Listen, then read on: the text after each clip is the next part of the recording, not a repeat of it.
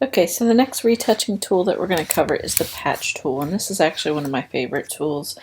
So we're going to zoom in just a little bit closer, and we are going to go really close to these damaged pixels. And the way this works is this patch tool is nested underneath your healing tool. Okay, so this patch tool is really helpful as we go through to be able to move pixels just in a different way. So I find it gives me a little bit more control.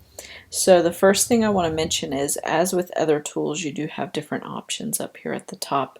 A lot of them you're not going to need to stress about, but the one that's important for this tool is the source and the destination. Okay, so there are two different options. I prefer to use this tool with the destination set, and basically that just controls how the pixels are going to move around. So the way the patch tool works is you are going to select an area of your photo, and you are going to basically move pixels. So if I basically have destination set, I would drag it to the area of the damaged pixels. So for me, that makes way more sense than source, which let me show you what source means. So source basically is the opposite. So I'm going to click on source.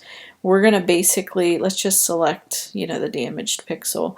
And what happens is this selection area here, when we try to drag it like we did in the last instance, you basically are moving pixels into instead of out of that selection area.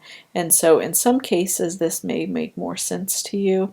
I feel like this personally feels like a little bit of a backwards way to retouch, but you might find that that might give you more control in some circumstances. So it's helpful to know the difference. Really, I prefer to know the difference so that I can get back to using destination, because I do use the patch tool a lot when I retouch. The other thing to mention about the patch tool is you do have to basically select something.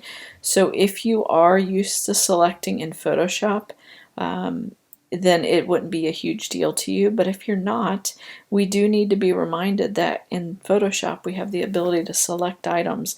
So these little dots or dashes around here are our selection area.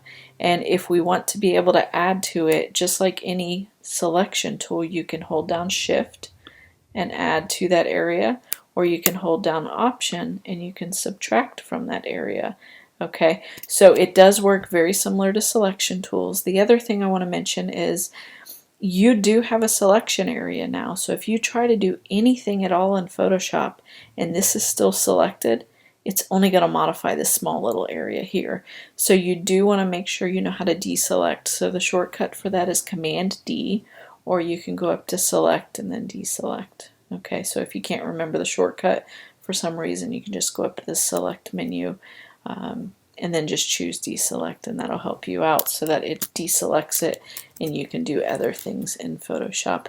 So I personally love the patch tool. It's probably my favorite out of all the retouching tools. I find it gives me a lot more control, and you may find in some circumstances when you're dealing with patterns and stuff, it may actually help you do a better job in some circumstances, not all. So you do want to test all these different tools out and figure out which one's going to work best based off of the photo you're working with.